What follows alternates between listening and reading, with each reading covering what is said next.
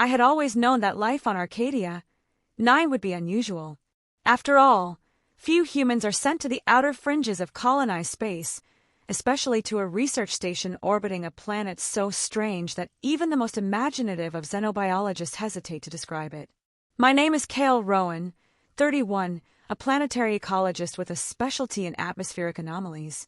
I had signed on for what I thought would be a quiet, 6-month research assignment. Nothing could have prepared me for the night she arrived. It began like any other night aboard Station Helios. The air hummed with the low vibration of the fusion core, lights flickered in rhythm with the station's artificial day cycle, and the hum of distant machinery was punctuated by the occasional beep from the monitoring consoles.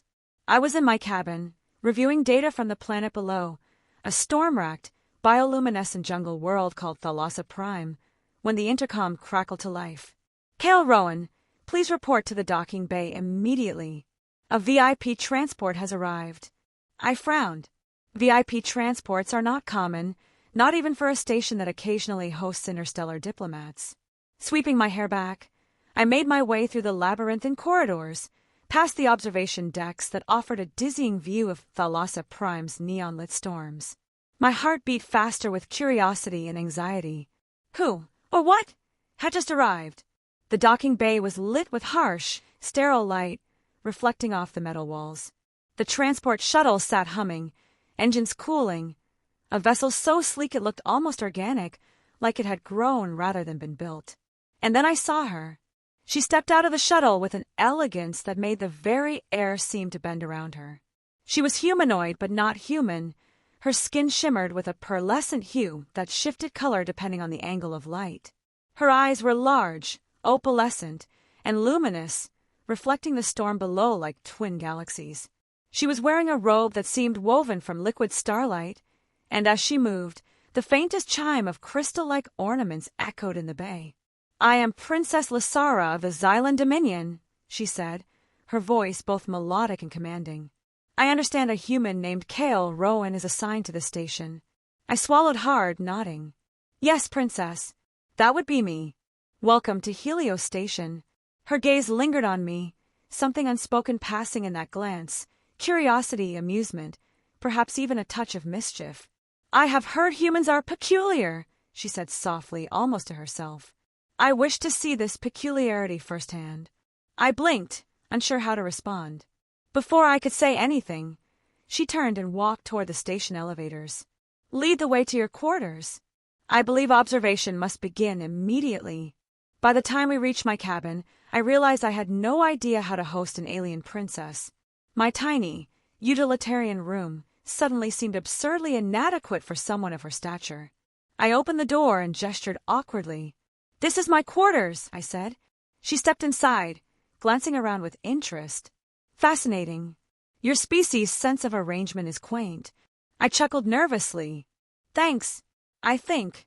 And then she did something completely unexpected.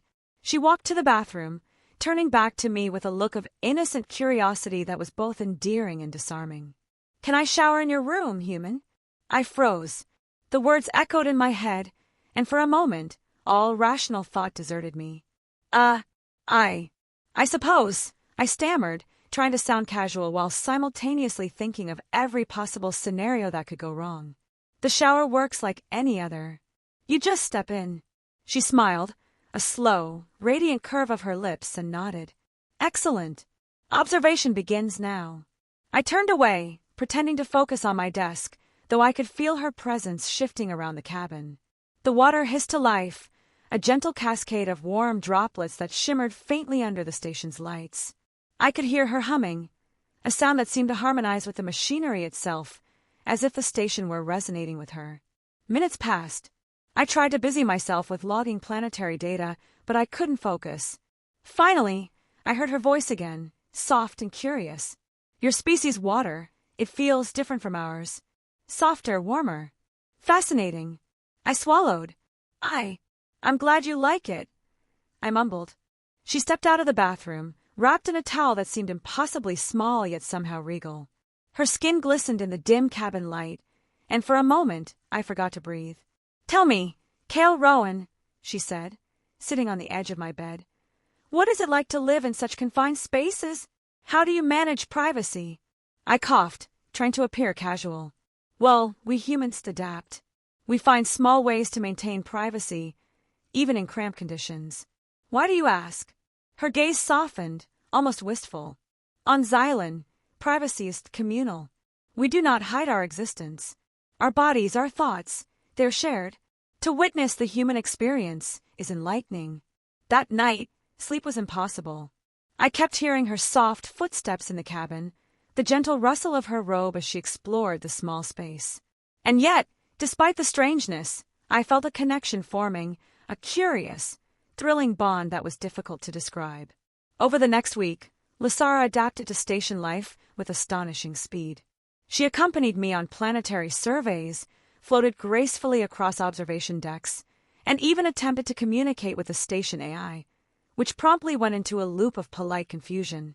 She asked endless questions about human culture, technology, and behavior, often juxtaposing them with her own alien customs. One evening, we were both on the observation deck, staring at a storm that illuminated Thalassa Prime's jungles in flashes of bioluminescent fury. "Kale," she said quietly, "do humans fear the unknown?" "Sometimes," I admitted, "but often we're drawn to it. It's exciting, terrifying, but thrilling. The unknown is where we discover ourselves." She tilted her head, her eyes reflecting the storm below. "I understand that feeling now. You have shown me a glimpse of human life, of curiosity unbound by protocol. It is intoxicating." Days turned into weeks. Our relationship deepened, not in the romantic sense, though there was an undeniable tension, but in a way that transcended conventional understanding. She began sharing fragments of her life, her planet, her people. I reciprocated, revealing human idiosyncrasies, fears, and dreams. Then came the night that changed everything. The station's alarm blared, a piercing, urgent wail that shook the metal walls. "Warning! Atmospheric instability detected on Thalassa Prime." The voice of the station AI was clipped, mechanical, yet tinged with panic. I grabbed Lysara's hand instinctively. "We need to get to the control room. Now!" The observation deck doors hissed open as we sprinted through corridors bathed in red emergency lights. Outside, the storm had intensified beyond anything we had ever witnessed. Massive electrical discharges lit up the sky, the ground below convulsing in flashes of raw energy. "Kale!" Lysara shouted over the roar. "The planet, it is responding to our presence. Your sensors, they are amplifying its energy." I realized with horror that our recent surveys, the devices we had installed to measure atmospheric phenomena, had inadvertently destabilized the planet's magnetic core. The storm wasn't natural. It was a feedback loop triggered by our interference. We reached the control room, frantically inputting commands, rerouting power, stabilizing the sensors. Lysara moved beside me, her touch steadying my nerves. "We must act in unison," she said, her voice calm amidst chaos. "Your species solutions are effective but incomplete. Allow me to assist." Her hands hovered over the control panel, glowing faintly as she synchronized her bioenergy with the station systems. Together, we worked in harmony, human ingenuity and Xylenian power, until the alarms finally ceased, the storm below calming as if our combined presence had soothed it. We slumped into our chairs, exhausted but triumphant. Lysara turned to me, her luminous eyes reflecting relief, admiration, and something deeper. "Kale Rowan," she whispered, "I came to understand humans, but I have learned more about myself.